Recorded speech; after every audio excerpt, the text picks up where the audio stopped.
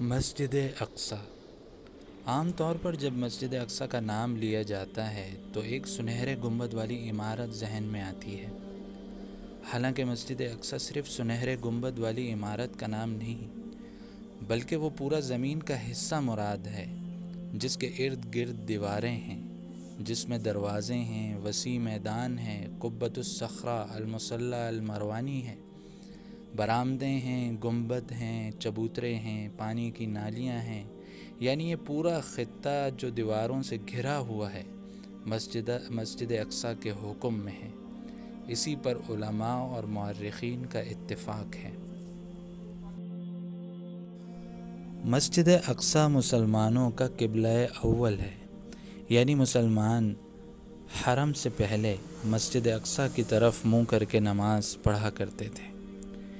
امام بخاری رحمہ اللہ نے حضرت براء ابن عازب رضی اللہ تعالی عنہ کی سند سے نقل کیا ہے، وہ فرماتے ہیں کہ میں نے رسول اللہ صلی اللہ علیہ وسلم کے ساتھ بیت المقدس یعنی کہ مسجد اقصی کی طرف منہ کر کے 16 یا 17 مہینے نماز ادا کی۔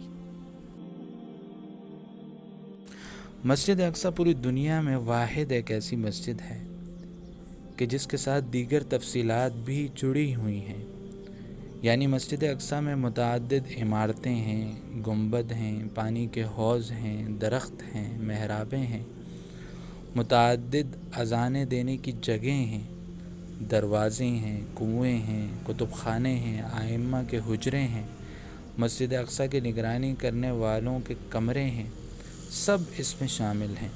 چنانچہ اس کا کل رقبہ 4014 مربع میٹر ہے۔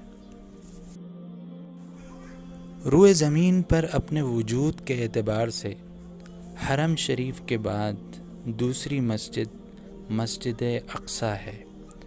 حضرت ابو ذر رضی اللہ تعالیٰ عنہ فرماتے ہیں کہ میں نے رسول اللہ صلی اللہ علیہ وسلم سے پوچھا کہ یا رسول اللہ، زمین پر سب سے پہلے کون سی مسجد تعمیر کی گئی؟ آپ علیہ السلام نے فرمایا مسجد حرام۔ میں نے پوچھا پھر کون سی؟ فرمایا مسجد اقصی۔ میں نے پوچھا کہ دونوں کے درمیان کتنا فاصلہ ہے؟ تو تعمیر کے لحاظ سے آپ علیہ السلام نے فرمایا کہ دونوں کے درمیان 40 سال کا فاصلہ ہے۔ مسجد اقصی اور اس کے ارد گرد برکتیں رکھ دی گئی ہیں۔ مسجد اقصی ایسی جگہ ہے کہ جس کو اللہ تعالیٰ نے باعث برکت بنایا ہے۔ اللہ تعالیٰ ارشاد فرماتے ہیں کہ سبحان الذی اسری بعبدہ لیلا من المسجد الحرام الی المسجد الاقصی الذی بارکنا حولہ لنریہ من آیاتنا انہ هو السمیع البصیر۔ ترجمہ: بڑی مقدس ہے وہ ذات جو اپنے بندے کو راتوں رات مسجد حرام سے مسجد اقصی لے گئی، جس کے ارد گرد کے ماحول کو ہم نے برکتوں سے معمور کر رکھا ہے۔ مقصد یہ تھا کہ ہم ان کو اپنی نشانیاں دکھا دیں۔ بے شک اللہ خوب سننے والا اور دیکھنے والا ہے۔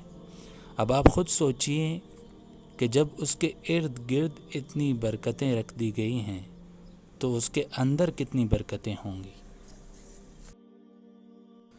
مسجد اقصی بیت المقدس اور شام کی زمین وہ سرزمین ہے کہ جہاں حشر و نشر قائم ہوگا، یعنی قیامت کے دن تمام بندوں کو وہاں جمع کیا جائے گا۔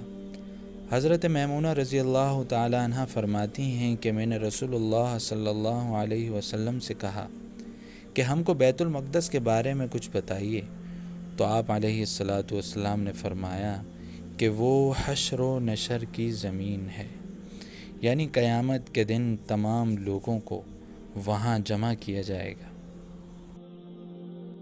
مسجد اقصی ہی وہ مقام ہے کہ جہاں مومنین دجال سے بچ کر پناہ لیں گے اور وہ اس میں داخل نہ ہو سکے گا۔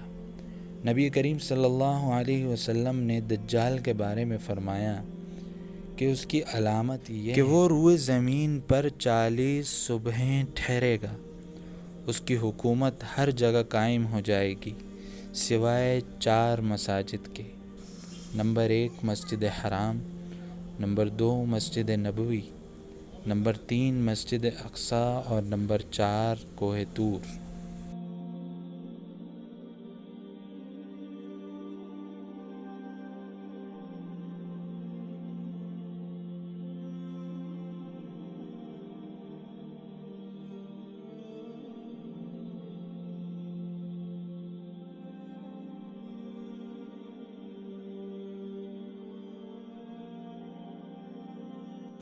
مسجد اقصی ہی وہ مسجد ہے کہ جہاں معراج کی رات نبی کریم صلی اللہ علیہ وسلم کو دنیا کی پہلی مسجد سے دوسری مسجد تک لایا گیا، اور دونوں قبلوں کی زیارت اور ان کی فضیلت آپ علیہ السلام کو دی گئی۔ مسجد اقصی روئے زمین پر وہ واحد جگہ ہے جہاں تاریخ انسانی کا سب سے بڑا اجتماع ہوا، جس میں حضرت آدم علیہ السلام سے لے کر حضرت محمد مصطفیٰ صلی اللہ علیہ وسلم تک خدا کے بھیجے ہوئے تمام انبیاء اور رسل جمع ہوئے، اور پھر وہیں نبی کریم صلی اللہ علیہ وسلم نے معراج کی رات تمام انبیاء کی امامت فرمائی۔ یہ مسجد اقصی کی اسلامیت کا اعتراف ہے۔ یہ مسجد اقصی پر امت محمدیہ کی امامت کا ثبوت ہے۔ مسجد اقصی کی قدر و قیمت اور مسلمانوں کے مسجد اقصی کے ساتھ دلی تعلق کے سلسلے میں حدیث میں یہاں تک بیان فرمایا ہے کہ ایک مسلمان یہ تمنا کرے گا کہ اس کے لیے کوئی ایسی چھوٹی سی جگہ ہو جس سے وہ مسجد اقصی کو جھانک سکے، یا وہاں سے وہ اس کو دیکھ سکے، اور اس کا یہ دیکھنا اس کے لیے دنیا کی تمام چیزوں سے زیادہ پسندیدہ اور محبوب ہو۔ اور یہ ہمارا ایونٹ اور ہم سب کا مسجد اقصی اور فلسطینیوں کے لیے جمع ہونا اس حدیث کی حقانیت اور سچائی اور ہماری محبت کی دلیل ہے۔ السلام علیکم ورحمۃ اللہ۔